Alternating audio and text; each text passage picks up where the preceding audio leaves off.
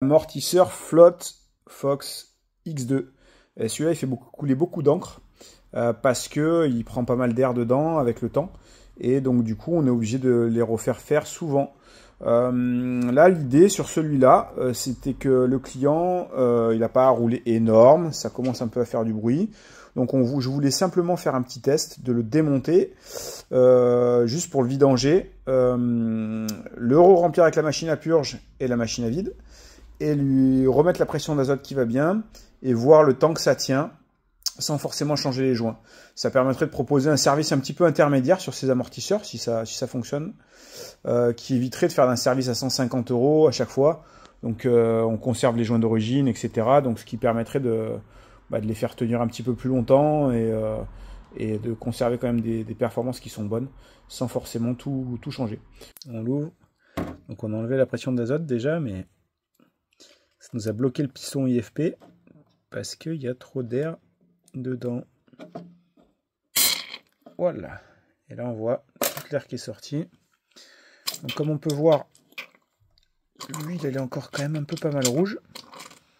Donc l'huile d'origine, elle n'est pas toute noire, etc. Donc ce qui prouve bien que la morte n'a pas vraiment beaucoup d'heures de roulage.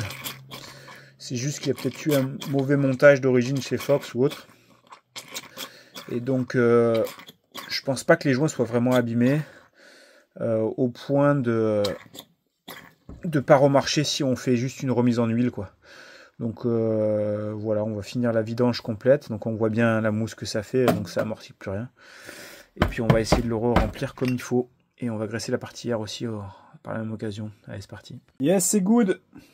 Le X2 est prêt à être purgé. Tac, tac, tac, tac. Donc ouais, l'huile était pas trop pourrie. Donc je l'ai quand même fait un cycle pour le rincer en fait avec une huile neuve de rinçage. Donc j'ai fait la moitié de ça en huile, ce qui a permis de repasser, d'être sûr que l'huile elle soit pas qu'il n'y ait pas des restants d'huile dessus vu qu'on démonte pas tout entièrement. Donc voilà, donc là on va démarrer la purge de la morte. Hop, et c'est parti. C'est parti. Donc là voilà, ouais, on va faire la purge complète, on va voir ce que ça donne.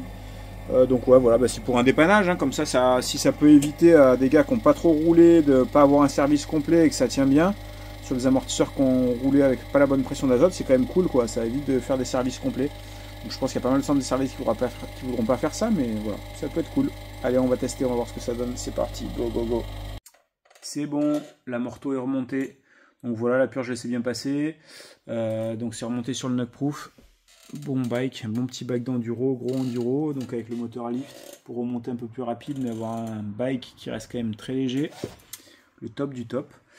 Donc voilà, la purge a été faite, donc j'ai bien pris le temps de bien la faire. Donc il y a pas mal de petits tips à savoir, des trucs. Donc je pense qu'il y a pas mal de retours aussi sur ces amortisseurs X2 qui sont dus à des purges qui sont mal faites trop vite ou pas avec certaines techniques qu'avec le temps, voilà, j'ai pu développer, on va dire. Donc la manière de purge lift MTB, généralement, elle est assez bonne. C'est rare qu'on ait des retours sur les X2. Donc on va voir sur celui-là. J'en avais déjà fait un ou deux comme ça. Mais bon, celui-là, on va tester, on va voir.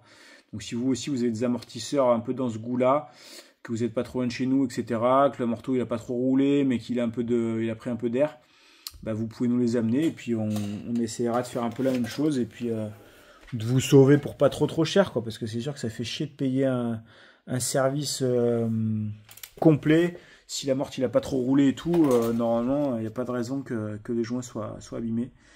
Donc voilà, on va tester avec celui-là, enfin un de plus, c'est le 2 ou 3e qu'on fait comme ça. Il n'y a pas eu de retour sur les autres, donc voilà, n'hésitez pas si vous voulez refaire des amortos à pas trop cher lift.